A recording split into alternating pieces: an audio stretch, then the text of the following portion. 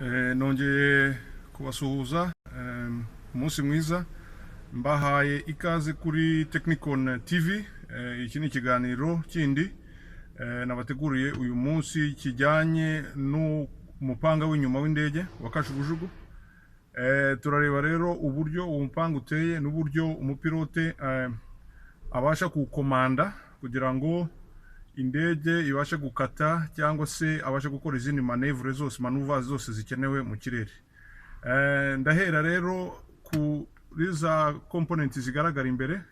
Turareba kuri pedale kuko pedale nizo akoresha amanuvaringa uriya mupanga w'inyuma cyangwa awukomandinga. Hari pedale y'iburyo, hari pedale y'ibumoso. Uko zikora rero nuko urabona ziramuvinga imbere n'inyuma. Nagira ngo rero mbereke aho icyo bita rotor pitch change mechanism iri, aho ihera naho igarukira.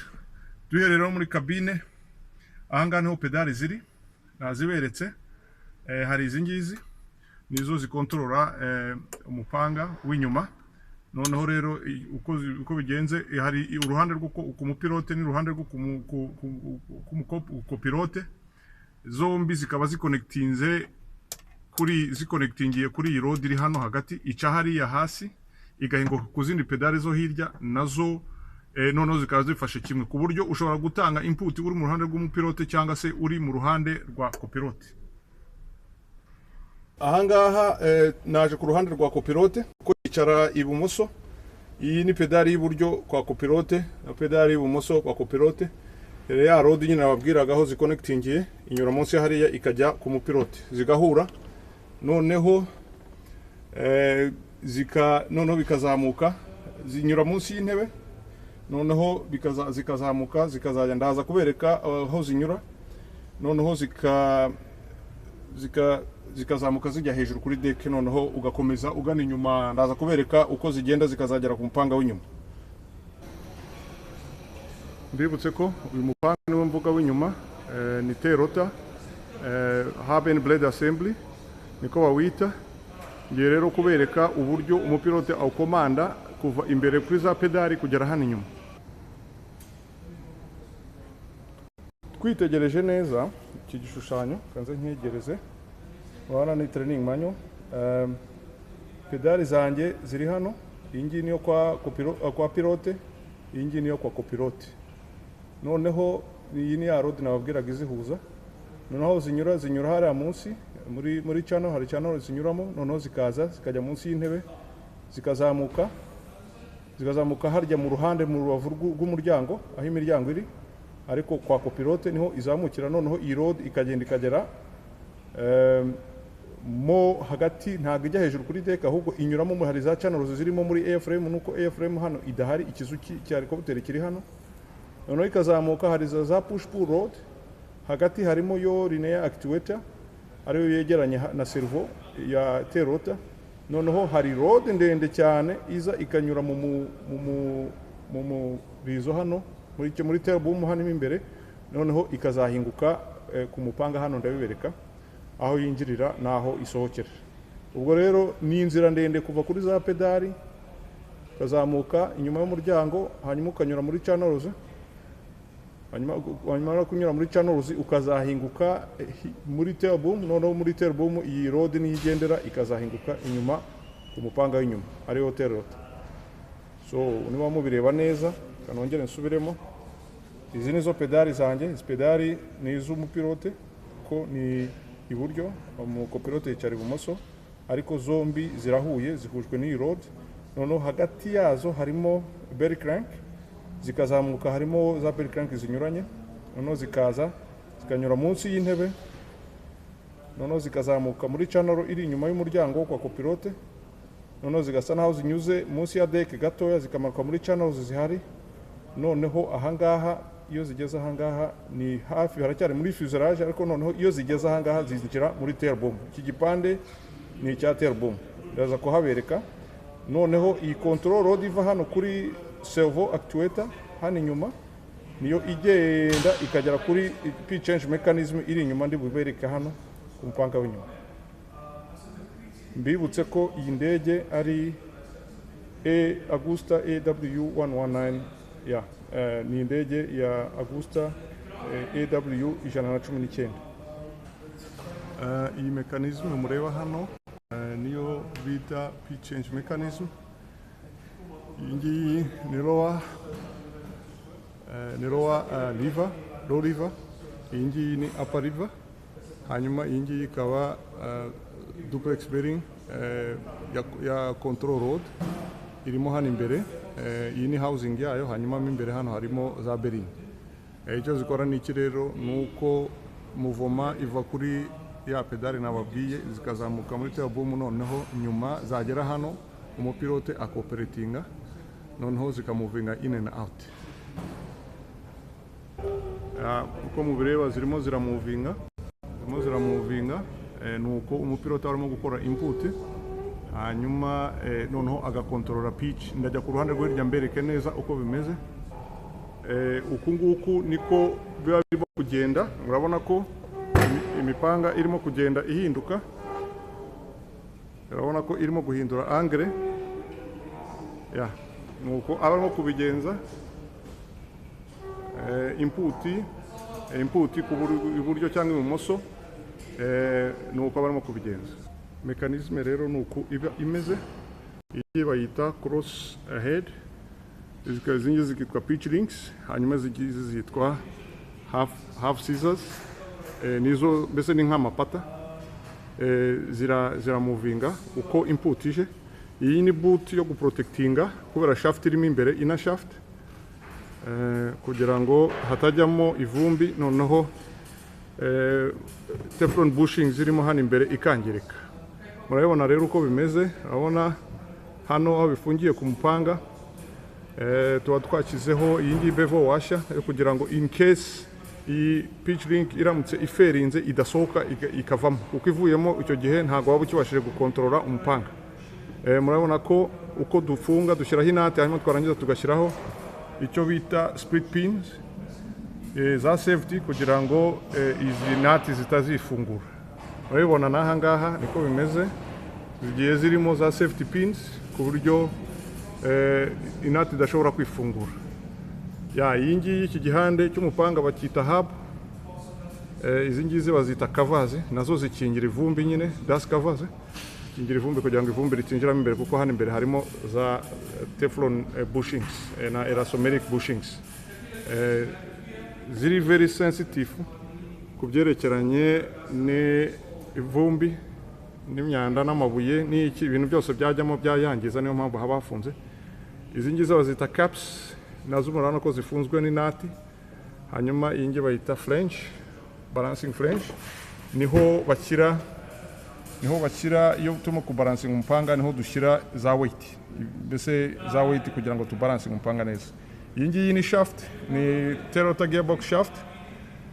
Niyo shaft nyine isohora output ijyana ku mupanga. Aha ngaha niho dushyiramo amavuta muri gearbox. Iyi ni yadifata umufuniko igihe urimo gushyiramo amavuta kugira ngo umufuniko udatakara. Uba uhenginze hano iyo urimo kongeramo amavuta, murabibona. Ukongera noneho ukawusubizaho neza, ugafunga, ushyire muri position yo hirya, muri position yo hirya ku buryo mufunga neza. Secured, no problem. Izi ngizi bazita blade bolts, niko bazita. Izi nizo zifasha umupanga, kuko uramutse usohoyemo iburo umupanga ujya hasi uvamo. Murebye hano ahangaha, iyi ngiyi niyo Rotor ni nut iholdinga iyi ngiyi, iyi fitting bayita fitting, ni nayo ifatiyeho za half scissors, arizo zisupportinga iyi cross head. Ni ukuvuga ko iyi ngiyi ni pitch change mechanism kuri uru ruhande, na hahandi naberetse inyuma nayo ikaba ari pitch change mechanism, mbese byose hamwe iburyo n'ibumoso. Ndumva rero ari ibyo nabasangiza. Nongere mbasubiremo, uyu ni blade, ni imipanga ibiri, uyu ni blade imwe. indi blade ya kabiri, byose hamwe. Hanyuma na hub, iki gipande nicyo bita hub. Hanyuma ibi bindi byose za pitch links, za cross head, za hub scissor, ibi byose ni bikoze icyo bita pitch change mechanism. Ni pitch change mechanism component arizo zigize nyine iyo ntuza iyo system ya pitch ifasha umupilote guhindura pitch y'umupanga nkuko nabisobanuye. Uko nabisobanuraga nyine hari pitch change mechanism kuri uru ruhande, noneho icyo hari lower lever, hanyuma upper lever, hanyuma hakaba housing ya duplex bearing, hanyuma hakari iriya boot yo guprotectinga dust kugira ngo hatajyamo dust. Iyi ngiyi bayita block assembly, niyo isupportinga iyi mechanism kuri uru ruhande. Ngiye rero kubereka nyujije muri access door uko control rod yandiva muri tail boom imeze naho inyura. Urebye neza aha ni imbere, iyi ngiyi niyo control rod yani nababwiraga iva imbere kuri servo actuator muri tail boom imbere ku mwisho hamwe naberetse, niyo iyo control rod ikagenda muri tail boom ikaza igahingukira aha ngaha. Mubona rero ko iza igaconnectinga kuri iyi lower lever ya pitch change mechanism. Noneho bityo input umupiloti yakanze agakandagira pedali izagenda gutya cyangwa azagenda gutya, so iyi lever iramovinga. Ya rero najya ngo mbereke. Hanyuma aha ngaha niho tumenera amavuta ya gearbox yo turimo kuyahindura buri masaha 100, ni hano tuyamenera kongera tugahindura. Iyi connector mureba niyo ya tail light, ni itara riri inyuma rya navigation, naho iyi connector ni hiri. Rero nibyo nabasobanuriraga. Hanyuma iyi ngiyi ni gearbox, ntago muyireba kubera ko ifite covering iriho, ariko hanga iyo iki cyose ni tail rotor gearbox. Ntago kigaragara neza, ndagereza kuza kuyibereka hanze gatoya. Nibyo numva nababwira hanga hama imbere. So twanzura nongere mbasubiremo, izi ni pedale zo ku mupilote, izi ni pedale zo kwa copilote. Hanyuma input ikazamuka inyuma y'umuryango hariya, ikanyura muri channels, ikaza ikanyura muri za bell crank zose, ikaza igahura ni actuator, hanyuma ikajya kuri tail rotor servo, hanyuma ikamanuka ya control rod naberetse inyura muri tail boom ndende cyane, ikaza igahingukira ku mupanga w'inyuma hano kuri tail rotor. Ngiyo rero system ya pitch change mechanism yo kuri tail rotor, ariwo uyu mupanga ni ukoreshwa mu byerekeranye no gukata no gukora manuva zose indege ikora mu kirere mu byerekeranye no gukata n'ibyo byose, kandi kazikora no counter rotating system, kuko umupanga uyikaraga anti clockwise, noneho uyu nguyu iyi tail rotor yikaraga muri sense ya clockwise. Iyo rero ni important kuko ni ituma helicopter iba straight kandi ikaba stable mu kirere ntiyikarage. Bizarre ukuntu uyu mupanga uferinze, helicopter ntago umupilota abasha kwikontrola gutyo bya losing control, kuko ibirimo guspinninga around, kuko uyu mupanga ni utuma ibasha kuba stable, cya airframe ntikibasha kwikaragana n'umupanga wo hejuru, kuko iyo bitameze gutyo kwa kundi mujya mubibona nko mu mafilime no mu zindi accident zijya ziba kenshi, iyo baruzinze umupanga w'inyuma, control y'umupanga w'inyuma, usanga n'indege ibuze control. Murakoze rero kuba mwadukurikiranye. Icyo nakongeraho, hano tuje muri tail boom, hanyuma ndajya ngo mbereke aho ya mechanism ya actuator iri, hanyuma iyi ni tail rotor servo, hanyuma ya control rod nababwiraga ihera aha ngaha hejuru, noneho ngiriya ikagenda iriya mu murizo, aho umurizo urangirira, aho tail boom irangirira, none igasohoka handi naberetse. Iyi rero nuko imeze ya push pull rod ndende cyane, urumva niyo nahanga hinyura, iba iconnectinze kuri bell crank hanga, iconnectinze kuri uruhande rundi. Noneho rero niho ifata ihera igenda ikajya gukontrola gutanga input kuri za pitch change mechanism. Murakoze rero, ndabashimiye kwa mwadukurikiranye. Please mudusigire like, mukore subscribe, kandi musiga na comment kugira ngo niba hari utasobanukiwe tuzabashe kumusobanurira. Ndabashimiye, murakoze cyane.